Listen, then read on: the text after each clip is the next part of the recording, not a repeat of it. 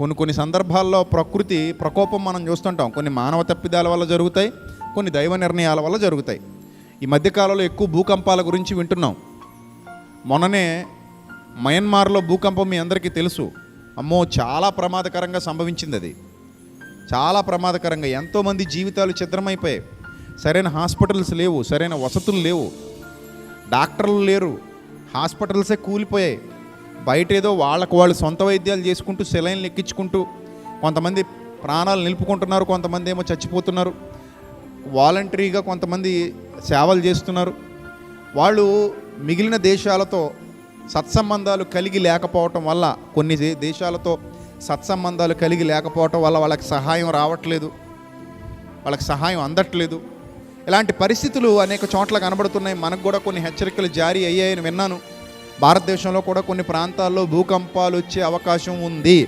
అలాగే జపాన్లో కూడా కొన్ని ప్రాంతాల్లో భూకంపాలు, జపాన్లో చాలాసార్లు వచ్చింది, అలాగే మరలా వచ్చే అవకాశం ఉంది. ఈసారి రెక్టర్ స్కేల్ మీద 8 దాటి కనబడుతుంది, 8.5 పైనే రావచ్చు అనేటువంటి ఊహాగానాలు కూడా వినిపిస్తున్నాయి. కొంతమంది అయితే కన్ఫామ్గా చెప్తున్నారు. సో ఈ భూకంపాల ప్రభావం ఎంత ప్రమాదకరంగా ఉంటుందంటే మనిషి తట్టుకోలేడు దాన్ని. ఇల్లు బాగానే ఉంటుంది, ఇప్పుడు రోడ్ల మీదకి వచ్చి బ్రతుకుతున్నారు వాళ్ళు. రేపు పొద్దున ఇంట్లోకి వెళ్ళటానికి కూడా మళ్ళీ భయం వేస్తుందట వాళ్ళకి. ఇంట్లోకి వెళ్ళటానికి ధైర్యం సరిపోట్లా, ఎందుకంటే లోపలికి వెళ్ళిన తర్వాత మళ్ళీ వస్తుందేమో భూకంపం, ఒకవేళ మళ్ళీ వస్తే మళ్ళీ మన మీద పడిపోద్దేమో, మనం చచ్చిపోతామేమో. అంటే ప్రకృతి మనకి సహాయం చేస్తూ ఉంటేనే, ప్రకృతి మనకు అనుకూలంగా ఉంటేనే మనం బతకగలం. ఇప్పుడు ముఖ్యంగా కొన్ని దేశాల వాళ్ళు ఇతర దేశాలతో సత్సంబంధాలు కలిగి లేరు. అలాంటప్పుడు వాళ్ళు వచ్చి మనకి హెల్ప్ చేయరు. అందుకే నేను ఎప్పుడు చెప్తూ ఉంటాను, ఎవరితోనూ కూడా అనవసరమైన వివాదాలు, అనవసరమైన గొడవలు మంచివి కావు. ముఖ్యంగా మత కల్లోలాలు అసలు మంచివి కావు. ఇప్పుడు ప్రస్తుతం మన తెలుగు రాష్ట్రాల్లో కానివ్వండి, ప్రస్తుతం మన భారతదేశంలో కానివ్వండి, మత కల్లోలాలకు ఆజ్యం పోసేటువంటి దుర్మార్గులు చాలామంది ఎక్కువైపోయారు.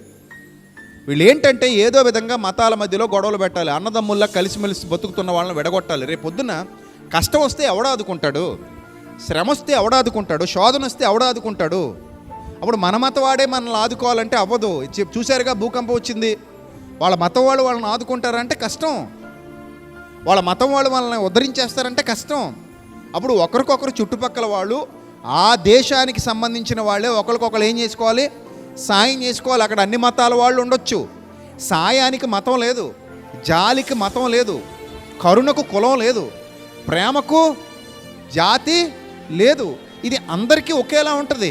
ఆకలి కానివ్వండి, వైద్యం కానివ్వండి, అవసరం కానివ్వండి, కులాలతో, మతాలతో, జాతులతో ముడిపడి ఉండదు. నువ్వు రోడ్డు మీద యాక్సిడెంట్ అయి పడిపోతే ఆ టైంకి నీ మతం వాడు వస్తాడన్న గ్యారంటీ లేదు. నీకు అనారోగ్యం వచ్చి హాస్పిటల్లో జాయిన్ అయితే ఆ టైంకి నీ కులవాడు వస్తాడన్న గ్యారంటీ లేదు. నీకు అత్యవసరంగా రక్తం అవసరం అయితే ఆ టైంకి నీ మతం వాడు గ్రూప్ సెట్ అవుద్దని గ్యారంటీ లేదు. ఇవ్వడానికి వాడు రావచ్చు, కానీ వాడు గ్రూప్ నీకు సెట్ అవ్వకపోవచ్చు. ఈ గ్రూప్ సెట్ అవ్వదు బాబు, వేరే గ్రూప్ కావాలి అనుకుంటే అక్కడ మతం చూడకూడదు, కులం చూడకూడదు, జాతి చూడకూడదు. అది అవసరం, అది అవసరం. బ్రతకాలి, ప్రాణం నిలబడాలి. ఇలా ఆలోచించాల్సినటువంటి మనుషులు మతాల పేరుతో, కులాల పేరుతో కొట్టుకు చచ్చిపోయేటువంటి పరిస్థితులు మన దేశంలో కనబడుతున్నాయి. ఎంత దరిద్రంగా తయారవుతుందంటే కొంతమంది పెద్దలు అనబడుతున్న వాళ్ళు కూడా ఈ మత జాడ్యం ఉన్న వాళ్ళకే సపోర్ట్ చేస్తున్నారు, మత అహంకారం ఉన్న వాళ్ళకే సపోర్ట్ చేస్తున్నారు. కేసులు పెట్టినా తీసుకోరు, ఎఫ్ఐఆర్ వేయరు, వాళ్ళు అలా తిరుగుతూనే ఉంటారు, ఇష్టం వచ్చినట్టు మాడుతూనే ఉంటారు, ఇష్టం వచ్చినట్టు ఎవరిని పడితే వాళ్ళని అంటానే ఉంటారు. అందులో నేను ఆల్రెడీ రాధా మనోహర్ దాస్ గురించి చెప్పాను, ఆల్రెడీ కొంతమంది మతోన్మాదుల గురించి చెప్పాను. వాళ్ళు ఎప్పటికీ రోడ్ల మీద అలా తిరుగుతూనే ఉన్నారు, యూట్యూబ్లో వీడియోలు మాట్లాడుతూనే ఉన్నారు, కానీ వాళ్ళని పట్టించుకొని ఆపరు. ఒరే నాయన, ఎందుకురా ఈ పద్ధతి, మంచి పద్ధతి ఇది? కోట్లాది మంది క్రైస్తవుల్ని బాధ పెడుతున్నారు మీరు, హింసిస్తున్నారు మీరు, అవహేళన చేస్తున్నారు మీరు, ఎందుకురా నాయన ఇది మీకు అవసరమా? కొన్ని లక్షలాది మంది, కోట్లాది మంది హిందువులు ఉన్నారు ఇక్కడ, వాళ్ళు ఎవరు అనట్లేదు. ఓ 10 మందో 5గురో మీలాంటి దరిద్రులు తయారయ్యారు. అలాగే క్రైస్తవ సమాజంలో కూడా కొందరు ఉన్నారు, అలాగే ఇస్లాంలో కూడా ఎవరైనా ఉంటే ఉండొచ్చు. ఇలాగా ఎవరైతే మత చిచ్చు రగులుస్తున్నారో వాళ్ళ వెంట మొత్తం సమాజం అంతా వెళ్ళిపోతే చివరికి కొట్టుకుని చావడం తప్ప, నరుక్కుని చావడం తప్ప ఏమి ఉండదు. ఇక్కడ కూడా వివక్ష కనబడుతుంది. అది నా బాధ. తప్పు చేస్తే ఎవడైనా ఒకటే చట్టానికి, తప్పు చేస్తే ఎవడైనా ఒకటే రాజ్యాంగానికి, తప్పు చేసి ఎవడైనా ఒకటే అనాలి తప్ప ఈ పక్షపాత ధోరణి ఉండడానికి వీలు లేదు. ఈ పక్షపాత ధోరణి ఎందుకు? అదే అర్థం కావట్లా. ఎఫ్ఐఆర్ ఫైల్ అవుద్దా అవదా తెలీదు. మన ధవళేశ్వర్లో కేసు ఫైల్ చేశారట, ఇలా మాట్లాడండి బైబిల్ గురించి అని. ఇప్పటి వరకు మరి అతని మీద అరెస్ట్ వారెంట్ జారీ అయిన సందర్భాలు ఏవీ లేవు. అతను అలా వెచ్చలవిడిగా తిరుగుతూనే ఉంటాడు, అంటూనే ఉంటాడు. అదే ఎవడైనా బలహీనుడైతే మాత్రం ఆ బలహీనుడి మీద పడిపోతారు. చూడండి, ఇది మంచి పద్ధతి కాదు. మనం అందరం ఐకమత్యంగా ఉంటే తప్ప భవిష్యత్తు బాగోదు. స్కూల్కి మతం ఉండదు, కులం ఉండదు, జాతి ఉండదు. హాస్పిటల్కి మతం ఉండదు, కులం ఉండదు, జాతి ఉండదు. బస్సుకు మతం ఉండదు, కులం ఉండదు, జాతి ఉండదు. ట్రైన్కి మతం ఉండదు, కులం ఉండదు, జాతి ఉండదు. వ్యాపారానికి ఉండదు, ఉద్యోగానికి ఉండదు, ఆకలికి ఉండదు, దాహానికి ఉండదు, బ్రతకటానికి ఉండదు. ఇవి అర్థమైన వాడు ఆ చెత్త పోగేసుకోకుండా ఎవరికి నచ్చిన విశ్వాసంలో వాళ్ళు కొనసాగుతూ ఉంటారు. ఇది సరి అయిన విశ్వాసం అని నా మనసుకి అనిపిస్తే నేను అందులో వెళ్ళిపోతాను. అని చాలామంది అడుగుతుంటారు, ఏమయ్యా నువ్వు క్రైస్తవుడివే ఎందుకయ్యో? నా ఇష్టం అది. నువ్వు క్రైస్తవ్యాన్ని ఎందుకు ఎంచుకున్నావు? That is my wish. అది నా ఇష్టం. అది నేను స్వేచ్ఛ కలిగిన వాడిని. నాకు క్రైస్తవ్యంలో క్రీస్తులో సుగుణాలు కనబడ్డాయి. ఆయన ద్వారా మాత్రమే రక్షణ ఉందని నేను బలంగా నమ్ముతున్నాను. ఆయన పరిశుద్ధుడు, పవిత్రుడు కనుక ఆయనే నన్ను నిత్య జీవానికి చేర్చగలడని విశ్వసించాను. కనుక నేను చావు వరకు క్రీస్తులోనే ఉండాలని డిసైడ్ అయిపోయాను. చావు వరకు క్రీస్తులోనే ఉంటాను. క్రీస్తు కోసమే బ్రతుకుతాను. క్రీస్తునందే నిద్రిస్తాను. క్రీస్తునందే నేను మృతి పొందుతాను. క్రీస్తులోనే నేను సమాధి చేయబడతాను. ఇది నా అంతిమ విశ్వాసం. అది మారదు నా వరకు. అది మీకు అభ్యంతరకరంగా నేను ఉండనంత వరకు, మిమ్మల్ని నేను హింసించినంత వరకు, మిమ్మల్ని నేను దూషించినంత వరకు నా విశ్వాసాన్ని అగౌరవపరిచే హక్కు ఇక్కడే కాదు, ప్రపంచంలో ఎవరికి లేదు. అలాగే నేను ఇతరుల విశ్వాసాలను అగౌరవపరచను, ఇతరుల విశ్వాసాలను కించపరచను, ఇతరుల విశ్వాసాల గురించి తక్కువ చేసి మాట్లాడను. అది నా పని కాదు.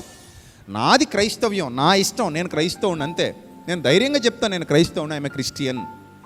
నేను క్రైస్తవుడిగా విశ్వసించి, క్రీస్తుని విశ్వసించి క్రీస్తు కోసం బ్రతుకుతున్నాను. చావు వరకు బ్రతుకుతాను. ఆయన కోసం బ్రతుకుతూనే చచ్చిపోతాను.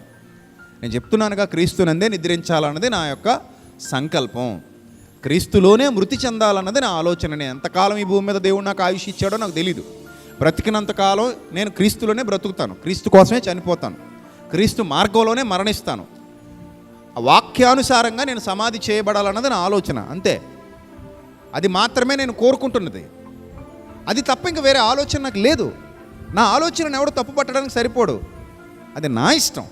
అలాగే నీ ఇష్టం నీది, నా ఇష్టం నాది. అలాగని పరస్పర గౌరవాన్ని ఎప్పుడూ కూడా పాడు చేసుకోకూడదు. పరస్పర గౌరవం ఉండాలి.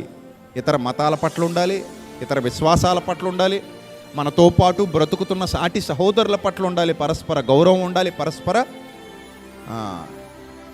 ఏకీభవించేటువంటి గుణం ఉండాలి. అప్పుడే దేశాలు అభివృద్ధి చెందుతాయి. రైటా? రైట్. ఇప్పుడు ఇది వచ్చేసింది, భూకంపం వచ్చింది, రేపు పొద్దున మనకు కూడా వచ్చింది అనుకోండి, ఏంటి పరిస్థితి? అప్పుడు అర్థం అవుద్ది మనకి. అప్పుడు అర్థం అవుద్ది. మతాలు లేవు, కులాలు లేవు. భూకంపాలు వచ్చినప్పుడు జాతులు లేవు. నువ్వు తక్కువ కులవాడివి, నీ నీళ్లు తాగను. నువ్వు తక్కువ కులవాడివి, నువ్వు నీ అన్నం తిన్నావు. నువ్వు ఎక్కువ కులవాడివి, అది ఏం ఉండదు ఇంక ఇది. అప్పుడు నీళ్ళు ఎవడైనా తాగుతావు, అప్పుడు అన్నం ఎక్కడదైనా తింటావు.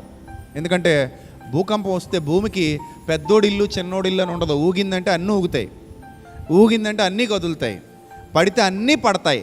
అప్పుడు ఇది పెద్ద కులవోడిల్లు, ఇదేమో చిన్న కులవోడిల్లు, ఇదేమో బిల్డింగు, ఇదేమో పాక అని ఉండదు. నిజానికి పాకలే పడవు, బిల్డింగులు పడతాయి. భూకంపం వస్తే సేఫ్గా ఉండేవేంటి? పాకలే సేఫ్గా ఉంటాయి బిడ్డ, గుర్తుపెట్టుకో. పడేవన్నీ ఏం పడతాయి? బిల్డింగులు పడతాయి. ఆకాశ హర్మియానాలు గొప్ప కూలిపోతాయి.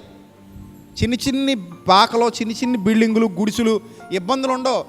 మహా అయితే తాటాకొచ్చి మీద పడితే మనకేమవుద్ది? అంతేనా? అదే ఒక పెద్ద స్లాబ్ ఇరిగి మీద పడింది అనుకో, తలకాయ మొక్కలు అయిపోద్ది. అందుకని ఎప్పుడు కూడా విర్రవేయకూడదు.